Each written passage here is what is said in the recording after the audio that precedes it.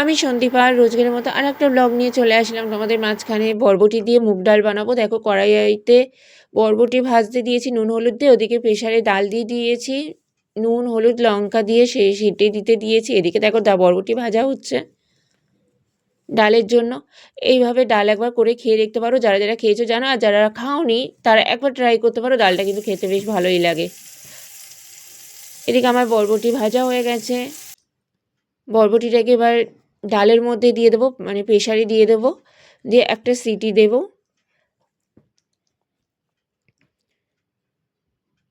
এদিকে ফোড়নের জন্য দিয়ে দিয়েছি কড়াইতে তেজপাতা, শুকনো লঙ্কা, 5 ফোড়ন, তারপরে দিলাম আদা গ্রেট করে।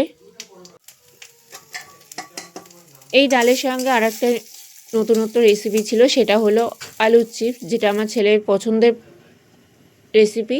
আমি সেটার ভিডিও পরে ব্লগে দিয়ে দেবো। এবার ডালটা দিয়ে দিয়েছি, ডালটা ফুটছে, এর মধ্যে একটু গরম মশলা দিয়ে দিলাম।